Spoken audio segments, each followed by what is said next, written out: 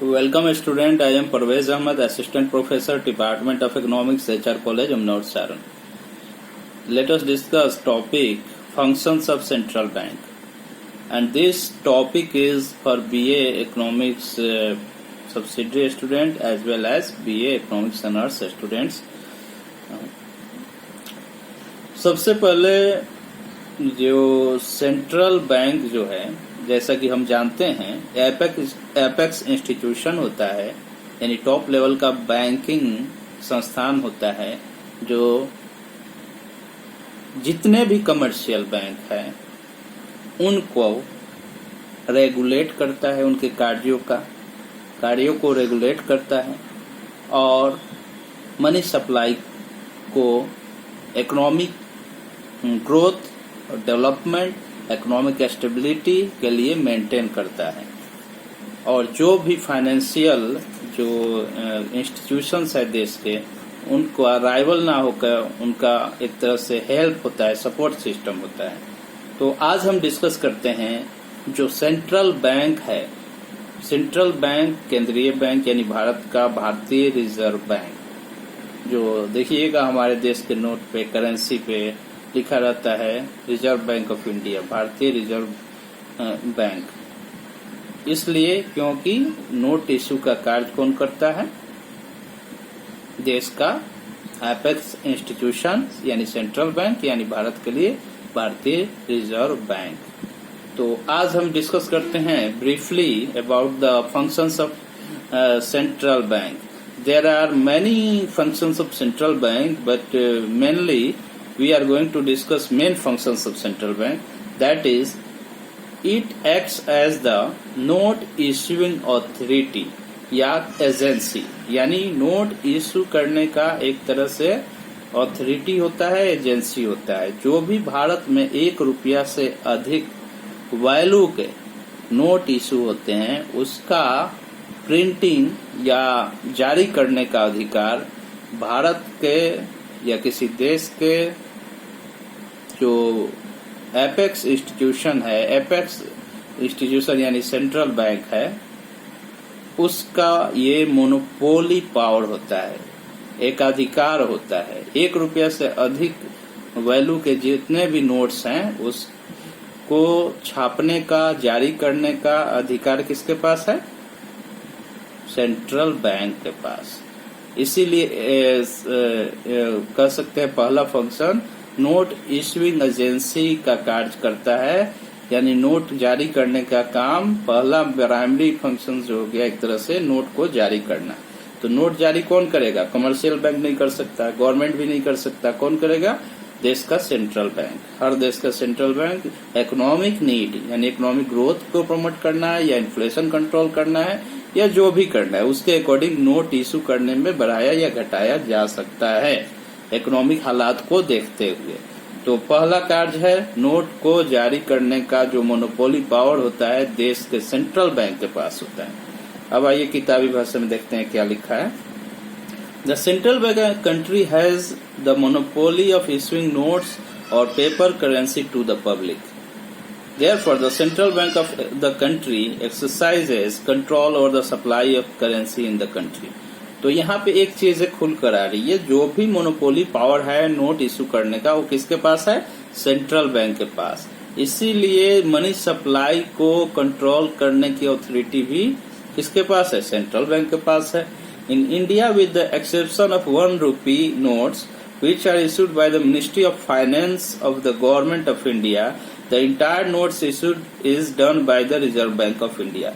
मतलब भारत की बात करें तो सिर्फ 1 रुपया का नोट जो होता है उसको एक्सेप्शन में छोड़ दें, यानी अपवाद के रूप में 1 रुपया का note ministry of finance government of India के द्वारा जारी किया जाता है, 1 रुपया का नोट। लेकिन उसके अलावा जो भी नोट्स है 1 रुपया से अधिक वैल्यू के, 2 रुपया, 5 रुपया, 10 रुपया, 100, 200, 500 या 2000 के जो नोट्स अभी आए थे, तो ये सब नोट इशू करने का अधिकार किसके पास है?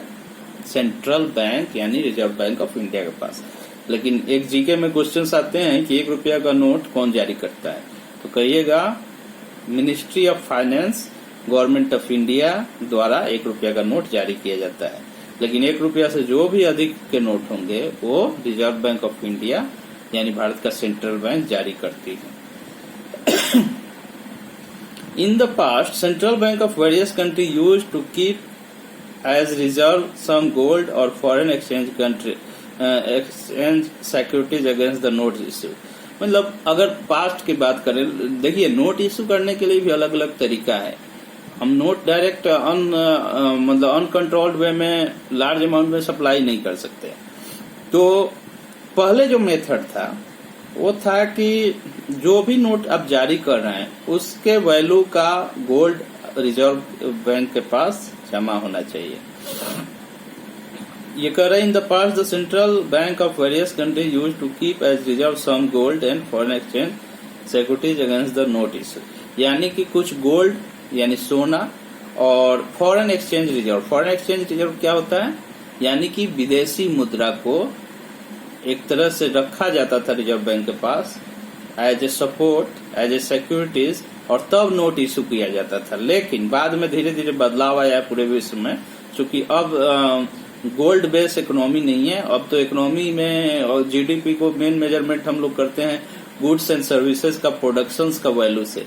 तो इसलिए अब उस हिसाब से भी हम ये कर सकते हैं इकोनॉमी का आकलन, गुड्स एंड सर्विस या नेशनल प्रोडक्ट, उसके अकॉर्डिंग हम मनी सप्लाई को बढ़ा या घटा सकते हैं। The percentage of reserves to be kept against the total amount of notes issued was fixed by law and was subject to change by the government. यानी जो परसेंटेज रिजर्व के रूप में गोल्ड या फॉरेन एक्सचेंज रिजर्व के रूप में जो रखना पड़ता था नोट इशू करने के लिए, वो गवर्नमेंट ऑफ उस देश का गवर्नमेंट डिसाइड करती थी कानून बनाकर कि कितना परसेंट रिजर्व रखना जरूरी है कि नोट जारी किया जा सके। जो भी अमाउंट जो नोट्स का वैल्यू हम देश में जारी करेगी रिजर्व बैंक या देश का सेंट्रल बैंक, वो उसके लिए कितना percent as a reserve gold या फॉरेन एक्सचेंज रिजर्व सिक्योरिटीज के रूप में रखा जाए, ये बाय एक्ट उस देश का गवर्नमेंट डिसाइड करती थी लॉ बनाकर। Theoretically, there is no need of the backing of gold reserves against the note issued. It may be pointed out that paper notes these days cannot be converted into gold or some other precious metals. यानी कि अगर सिद्धांतिक रूप से देखें तो जो gold है नोट जारी करने के लिए जरूरी नहीं है कि रखा जाए, क्योंकि आज के डेट में पेपर नोट को हम ये नहीं कह सकते कि वो पेपर नोट गोल्ड में कन्वर्ट किया जा सकता है। इसीलिए यानी पेपर नोट देकर उतना गोल्ड लिया जा सके, ऐसा पॉसिबल नहीं है आज के मॉडर्न बैंकिंग सिस्टम में। तो इसीलिए अभी जो इनकन्वर्टेबल है, इसीलिए अब क्या है सिस्टम बदला गया कि सिर्फ हमें गोल्ड रिजर्व के रूप में रखें, ये जरूरी ना रखें। कुछ सिस्टम में बदलाव है, वो क्या है इस तरह, this is called proportional reserve system. मतलब ये क्या है कि जो हम मान लीजिए 100 रुपया के वैल्यू का नोट जारी कर रहे हैं, तो जरूरी नहीं है कि 100 रुपया का गोल्ड हो रिजर्व बैंक के पास, हो सकता है प्रोपोर्शनल रिजर्व सिस्टम कर सकते हैं। जैसे मान लीजिए 100 के जगह 40% फिक्स कर दिया गया, 40% नोट इशू जो हो रहा है उसके वैल्यू का 40% ही मान लीजिए गोल्ड होना चाहिए, चाहे फॉरेन एक्सचेंज रिजर्व होना चाहिए। तो एक तरह से प्रोपोर्शन हो गया। तो ये एग्जाम्पल के रूप में है, ये लॉ नहीं है कि 40% ही हो, वो अलग अलग समय में बदलता है। हम एक एग्जाम्पल के रूप में बताएं तो जो प्रोपोर्शनल रिजर्व सिस्टम है वो ये कहता है कि मनी का जो इशू कर रहे हैं उसका कुछ परसेंट प्रोपोर्शनल रिजर्व सिस्टम के रूप में गोल्ड या फॉरेन एक्सचेंज के रूप में रखा जा सकता है। Before 1956 in India also there was proportional reserve system of issuing currency or notes। यानी कि जो 1956 से पहले भारत में प्रोपोर्शनल रिजर्व सिस्टम था। According to this, the Reserve Bank is required to keep as reserve 40% of total notes issued in the form of gold and foreign exchange security। यानी कि जो प्रोपोर्शनल रिजर्व सिस्टम था 1956 से पहले भारत में, उस समय ये था कि जो भी नोट इशू किए जा रहे हैं देश में रिजर्व बैंक द्वारा या सेंट्रल बैंक द्वारा, उसका 40% गोल्ड और फॉरेन एक्सचेंज रिजर्व के रूप में सपोर्ट में आरबीआई के पास जमा होना चाहिए, तब नोट इशू किया जा सकता है। यानी 10,000 अगर बाय द वे हम नोट इशू कर रहे हैं 10,000 वैल्यू के, तो हमें 4,000 रुपये के बराबर गोल्ड और फॉरेन एक्सचेंज रिजर्व रखना होगा, तब हम 10,000 के बराबर नोट इशू कर सकते हैं। ये एक एग्जांपल है। तो 40% था फॉरेन प्रोपोर्शनल रिजर्व सिस्टम में। अब बाद में क्या हुआ देखिए, बैंकिंग रिफॉर्म होते गए, सुधार हुए, तो ये सिस्टम बदला। Since 1956 this system has been given up and instead minimum reserve system has been adopted, according to which the Reserve Bank is required to keep only a minimum amount of reserves in the form of gold and foreign exchange securities, and given this minimum reserve it can issue notes as much as it think desirable in the view of need and conditions of the economy। लेकिन 1956 के बाद एक minimum reserve system, पहले क्या था proportional reserve system, तो वो कहता था 40% गोल्ड और फॉरेन एक्सचेंज रिजर्व होना चाहिए सपोर्ट में, तब जाकर हम 100% के वैल्यू के बराबर नोट इशू कर सकते हैं। लेकिन 1956 के बाद इकोनॉमिक नीड को, इकोनॉमिक डेवलपमेंट को बढ़ावा देने के लिए इसमें बदलाव लाया गया। तो कौन सिस्टम है? Minimum reserve system. ये कहता है कि जो भी हमें नोट इश्यूज करने हैं यानी नई मुद्रा जारी करने हैं, तो उसका एक मिनिमम फिक्स कर दिया जाएगा कि इतना होना चाहिए, उसके बाद जितना चाहे नोट इश्यू किया जा सकता है। एक मिनिमम अमाउंट होगा कि इतना गोल्ड और फॉरेन एक्सचेंज यानी विदेशी मुद्रा होना चाहिए सपोर्ट में, और उसके बाद हम जितना जरूरत हो इकोनॉमिक नीड के, उसके अकॉर्डिंग हम चाहे तो मुद्रा को जारी कर सकते हैं। तो मिनिमम रिजर्व सिस्टम ये कहता है।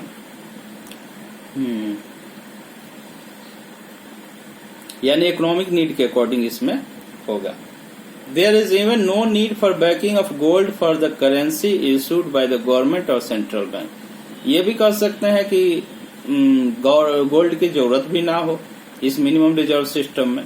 From the economic point of view, what matter is the production of real goods and services and not the amount of gold supporting A currency. मतलब नए मॉडर्न इकोनॉमी में हम कहें कि गोल्ड ही रखें तब नोट इशू करें, ये जरूरी नहीं है। उसके बदले में भारत का जो रियल वेल्थ जो होता है, गुड्स एंड सर्विसेज का कितना प्रोडक्शन हो रहा है देश के इकोनॉमी में, उस हिसाब से हम आकलन करके आर्थिक आवश्यकताओं के हिसाब से हम क्या करेंगे, नोट जारी कर सकते हैं। अगर देश का जीडीपी बहुत बढ़ रहा है तो नोट इशू किया जाए तब भी महंगाई नहीं बढ़ेगा। कारण यह है कि जीडीपी यानी गुड्स एंड सर्विसेज का सप्लाई है मार्केट में, तो सेलिंग और परचेजिंग प्रोसेस बढ़ जाएगा यानी ट्रांजैक्शन, तो उसके लिए नोट इशू करना ही पड़ेगा, क्योंकि इकोनॉमी में इन्वेस्टमेंट्स बढ़ेगा, कंजप्शंस बढ़ेंगे तो ट्रांजैक्शंस बढ़ गए, तो इसलिए नोट ज्यादा वैल्यू के चाहिए। तो गुड्स एंड सर्विसेज जो रियल वेल्थ है उसके अकॉर्डिंग भी यानी देश के जीडीपी जीएनपी के अकॉर्डिंग भी हम चाहे तो मुद्रा का सप्लाई बढ़ा या घटा सकते हैं। The real value of currency depends on how much it can buy goods and services and not how much gold or silver is kept at reserve against it। यानी मनी का या करेंसी का जो रियल वैल्यू होता है उसका अर्थ ये होता है कि हम कितना वस्तु और सेवाओं को हम अपने मुद्रा से खरीद पा रहे हैं, क्रय कर सकते हैं, कंज्यूम कर सकते हैं, ना कि गोल्ड और सिल्वर। क्योंकि गोल्ड एंड सिल्वर जो है हमेशा लोग पब्लिक नहीं खरीदते हैं, वो तो एक लग्जरियस आइटम है। तो रियल वैल्यू किसी मनी का मालूम करना है तो गुड्स एंड सर्विसेज का कंजम्पशन कितना हम कर पा रहे हैं, परचेजिंग पावर क्या है, उस बेस पे होगा। तो अब बात करते हैं, ये तो हम समझ गए कि मुद्रा को जारी करना ये पहला कार्य है सेंट्रल बैंक का, जो प्रोपोर्शनल रिजर्व सिस्टम 1956 तक चला, जो कह रहा है कि 40% क्या होना चाहिए, गोल्ड और फॉरेन एक्सचेंज रिजर्व होना चाहिए, तब 100% के वैल्यू के बराबर नोट इशू किया जा सकता है। यानी 40% सपोर्ट में गोल्ड और फॉरेन एक्सचेंज रिजर्व सिक्योरिटी के रूप में होना चाहिए, तब नोट इशू किया जाएगा। लेकिन 1956 के बाद चूंकि इकोनॉमिक ग्रोथ और ग्लोबलाइज इकोनॉमिक नीड के अकॉर्डिंग ये सिस्टम बदला गया। अब क्या है कि एक मिनिमम रिजर्व सिस्टम डेवलप किया गया कि इतना अमाउंट में गोल्ड और फॉरेन एक्सचेंज होना चाहिए, उसके बाद जितना इकोनॉमिक नीड है उतना ज्यादा से ज्यादा हम नोट जारी कर सकते हैं। अब बाद में लोग ये भी कह रहे हैं कि अब जरूरी नहीं है कि गोल्ड और फॉरेन एक्सचेंज हो, देश के इकोनॉमी के जीडीपी यानी रियल गुड्स एंड सर्विसेज का प्रोडक्शन कितना है, उस बेस पे भी हम नोट जारी किया जा सकता है। और नोट जारी करने का जो मोनोपोली है 1 रुपया से अधिक वाले नोट भारत में, वो किसके पास है? सेंट्रल बैंक या भारत के रिजर्व बैंक के। तो पहला फंक्शन नोट इशू हो गया। दूसरा है banker to the government. Banker to the government का अर्थ होगा तो देश में जितना भी सरकार है, जितनी सरकार हो, फेडरल गवर्नमेंट हो यानी सेंट्रल गवर्नमेंट हो या स्टेट गवर्नमेंट, उनके लिए बैंक का कार्ड कौन करता है? Central bank. क्योंकि जो भी सरकार का अकाउंट होता है वो अकाउंट किस में होता है? सेंट्रल बैंक में, वो चाहे स्टेट गवर्नमेंट हो चाहे सेंट्रल गवर्नमेंट। और इसीलिए इसको बैंकर टू द गवर्नमेंट कहा जाता है। गवर्नमेंट को लोन की जरूरत होगी तो आम कमर्शियल बैंक से ना लेके वो किससे लेगी?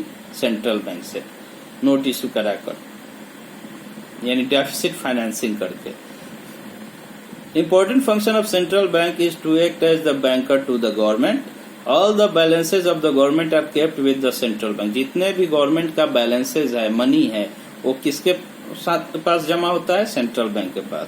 On these balances the central bank pays no interest. और जो ये बैलेंसेज है यानी कि इस पे इंटरेस्ट सेंट्रल बैंक नहीं देती है। On these balances the central bank pays no interest. और जो गवर्नमेंट का जो बैलेंसेज है उस पे सेंट्रल बैंक इंटरेस्ट नहीं देती है गवर्नमेंट को, वो सिर्फ जमा रखती है। The central bank receives and makes all payment on behalf of the government. जितना भी पेमेंट है सेंट्रल बैंक का या रिसीविंग है, वो कौन करता है? वो गवर्नमेंट के बिहाफ पे सेंट्रल बैंक ही करता है। जैसे कोई भी जो रिसीविंग है और पेमेंट्स है गवर्नमेंट जो करती है, वो सब गवर्नमेंट ना करके बैंक सेंट्रल बैंक करती है उसके जगह पे।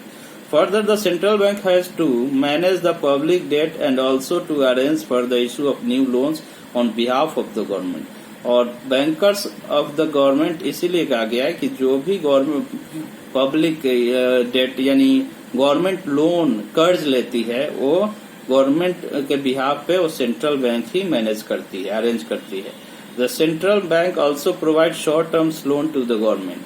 गवर्नमेंट को अल्प अवधि के लिए, छोटे समय के लिए अगर लोन की आवश्यकता हो, सेंट्रल बैंक गवर्नमेंट को प्रोवाइड कराती है।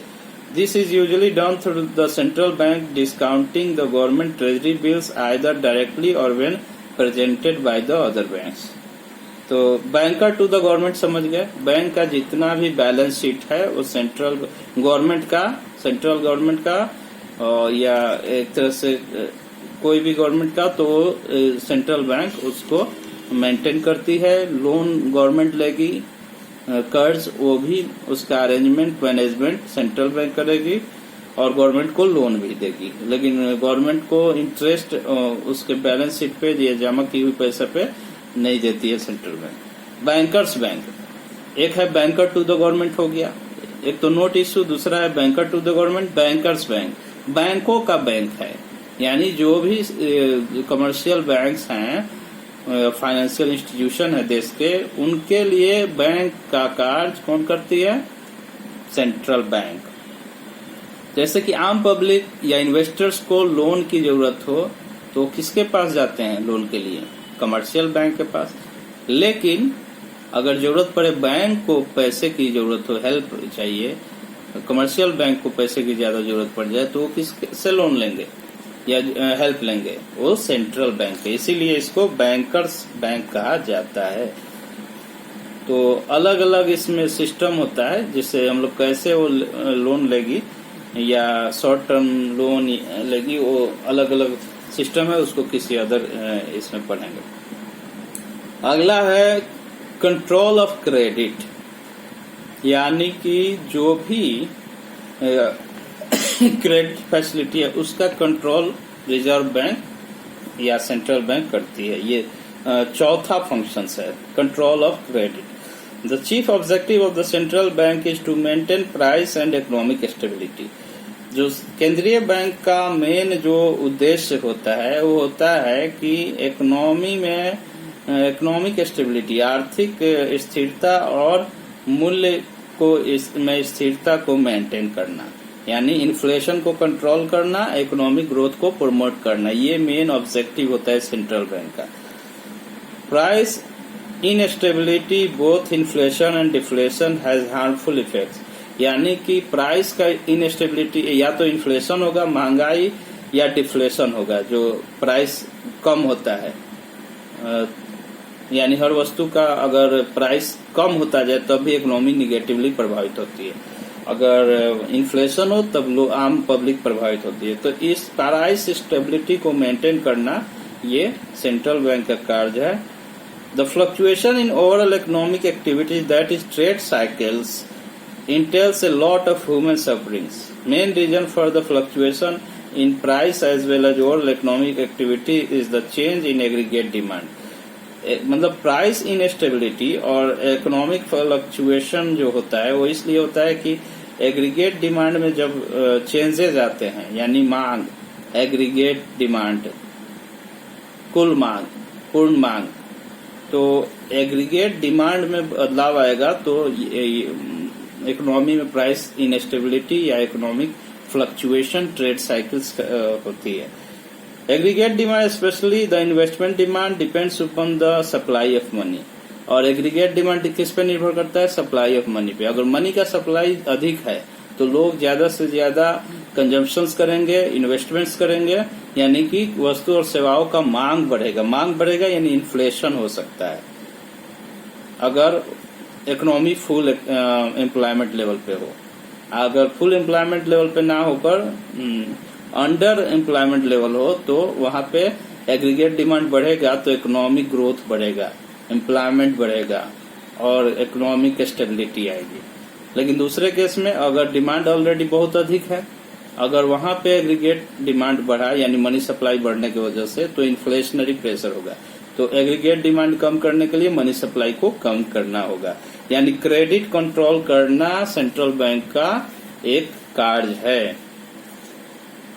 वो कैसे कर सकता है? बैंक रेट में बदलाव लाके, रिजर्व रेशियो में बदलाव लाके, स्टैट्यूटरी लिक्विडिटी रेशियो में बदलाव लाके, और ओपन मार्केट ऑपरेशन या सिलेक्टिव क्रेडिट कंट्रोल मेथड अपनाकर। ये सेंट्रल बैंक का टूल्स है।